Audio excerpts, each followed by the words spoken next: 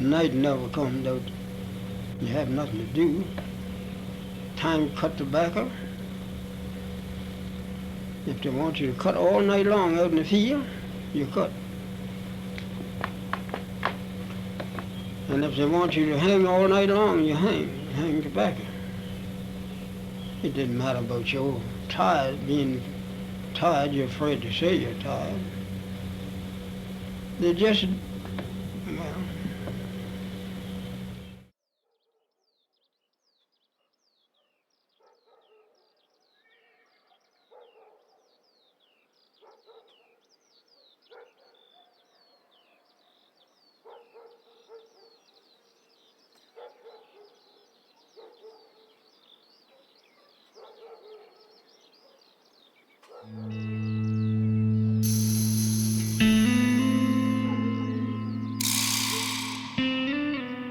When Lewis and Clark's Corps of Discovery struggled against the icy currents of the Missouri River, trudging their way west, they were there.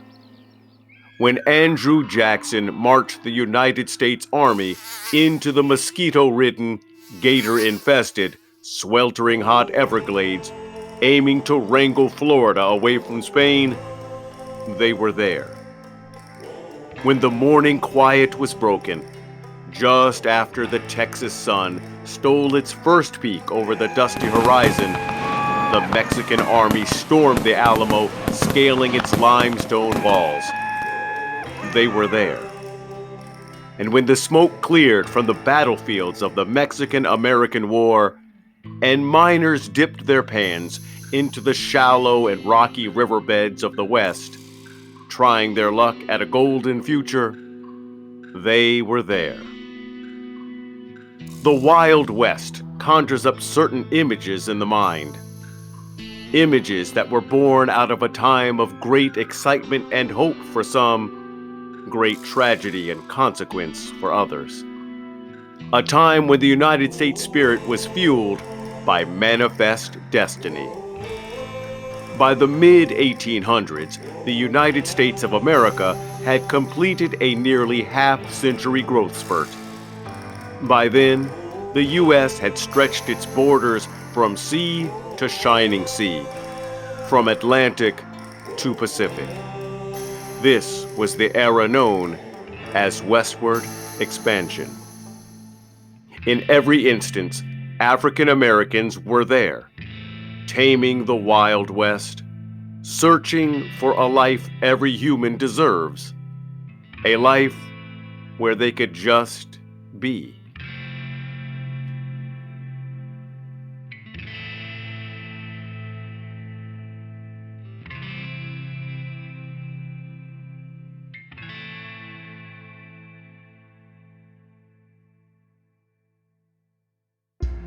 In 1803, President Thomas Jefferson wanted to buy the important port city of New Orleans from France. But when Jefferson's Secretary of State, James Monroe, went to make the deal, he found that France was willing to sell not just New Orleans, but a 530 million acre tract of land called Louisiana. France needed money fast. Months before the Louisiana Purchase, France lost its number one sugar-producing island, Saint-Domingue, to a slave rebellion, the Haitian Revolution. Losing this financially valuable island struck a serious blow to France's war efforts in Europe. So, for $15 million, merely 4 cents an acre, France cut the deal and sold Louisiana, doubling the size of the United States. Just like any new purchase, you check it out. Jefferson chose Meriwether Lewis and William Clark, along with a group called the Corps of Discovery, to map their way clear out to the Pacific Ocean. Among the 45-member Corps of Discovery was a man named York. York and William Clark had known each other their entire lives, but not as neighbors and not as friends. York was Clark's enslaved property, his body servant. On the journey west, York helped navigate waterways and trails. He handled guns, even playing a role in a perilous buffalo hunt, gaining valuable food resources for the expedition. York experienced a level of freedom that must have felt so strange, yet at the same time, so good. While crossing the Rocky Mountains, many in the Corps suffered from starvation and frostbite. York helped keep the expedition on track and, more importantly, alive. Many of the Native Americans the Corps encountered on their journey west found themselves bewildered by the appearance of York. York stood 6 feet and weighed over 200 pounds, but it was his dark complexion that caused the most astonishment. Native Americans in the far west had seen Europeans before, Russian and French traders, but never a black man. Upon meeting York, some native people attempted to use sand to rub the color out of York's skin. It didn't work. The Nez Perce Native Americans called him Raven's Son because of his color and mysterious origins. Origins that we know as Africa. One legend told by the Nez Perce mentioned that some warriors among them were intent on killing the Corps of Discovery, but fear of Raven's Son stopped them in their tracks. On a few occasions, York was credited with saving the expedition which, after a year and a half, did reach the Pacific Ocean. One act on the expedition makes it clear that York was a respected, contributing member of the Corps of Discovery. When deciding where to take winter quarters before their return trip east in the spring, York was allowed to cast a vote. This vote would be the first recorded vote by an African American in the history of the United States. 6 months later, the 2-year ordeal was complete. Mission accomplished. The Louisiana Territory had been mapped, and the Great Pacific Ocean had been reached. York hoped his loyal service and contributions would be rewarded with his freedom. After all, William Clark had freed a man only a year before the expedition began as a gesture of gratitude for good service. York had a wife in Kentucky, and freedom would allow him to pursue a family at last. But Clark refused. He kept York at his side as a body servant. Years went by, and according to Clark, York began to show signs of misconduct. Clark did what many slaveholders did with the enslaved people they found difficulty controlling. He rented York out to a plantation known for cruelty and abuse towards enslaved workers. At this time, York disappears from the historical record. But 30 years later, he reappears in a letter Clark wrote to Washington Irving, the author of The Legend of Sleepy Hollow. Clark claims that he had freed York, but York could not find happiness as a free man and begged to come back to his master again. Clark went on to write that York fell ill and died before a reunion could happen. According to William Clark, this was the end of York's life. Or was it? A trapper named Zenes Leonard, while traveling to the Rocky Mountains in 1832, said he crossed paths with a black man living in Wyoming among the Crow Nation. Zenes Leonard claimed that the man reported having first come to the territory with Lewis and Clark. During the War of 1812, the British constructed a fort called Fort Gadsden in Spanish Florida. Fort Gadsden served as headquarters for Britain's invasion of the American South. From this fort, located on the banks of Florida's Apalachicola River, Britain encouraged enslaved African Americans to run away, and Native American nations like the Seminole, Creek, and Choctaw to join in on the effort to take down a common enemy, the United States of America. But the U.S. was able to endure. It won the War of 1812 and successfully defended its young republic. When the war concluded in 1814, the British abruptly abandoned Fort Gadsden, and many Native Americans simply went home, leaving the fort and its immense cache of weapons in the hands of African Americans intent on holding tightly to freedom. Word of the fort moved throughout the United States South, striking fear in the minds of Southern landowners and hope in the heart of enslaved people.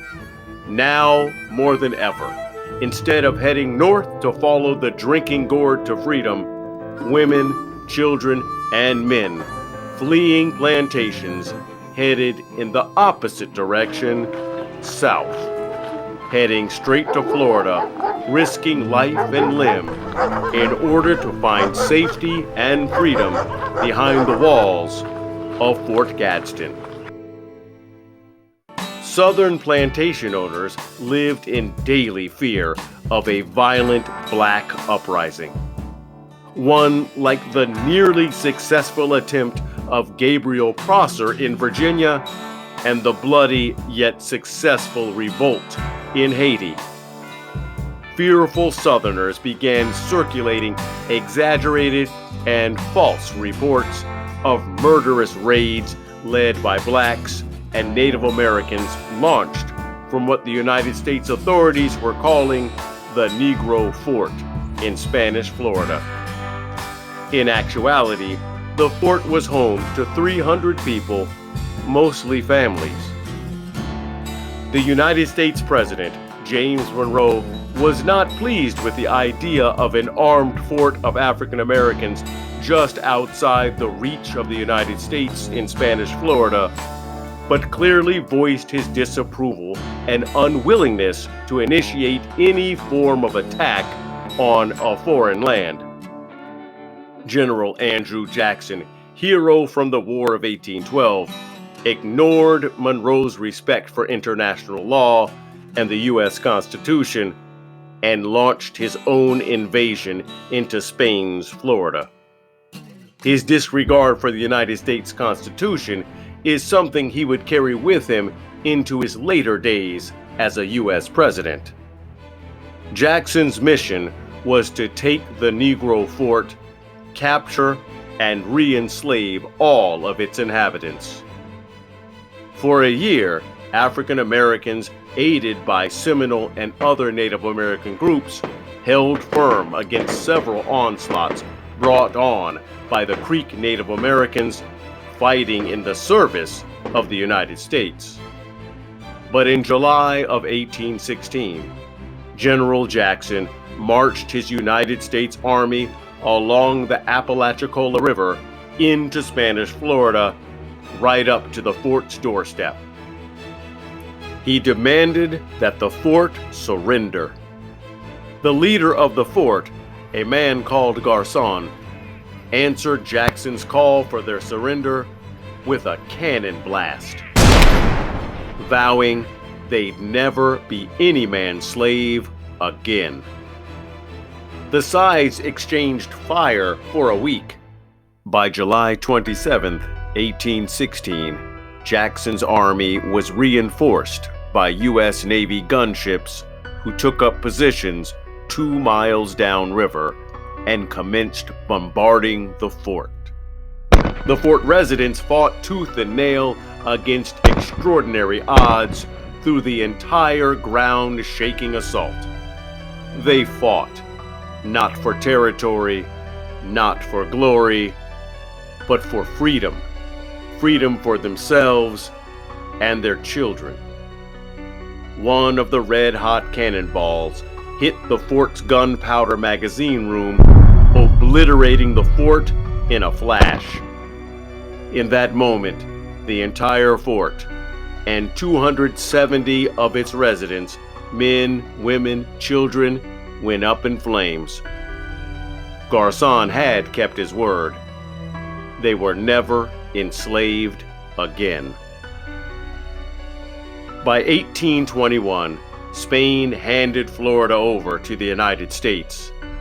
Enslaved people seeking freedom on the plantations of South Carolina and Georgia had one less place to run.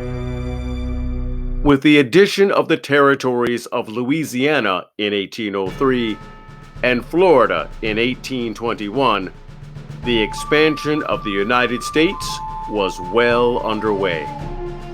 In the 1800s, the fuse of westward expansion had been lit, setting the stage for the United States of America to explode onto the world scene.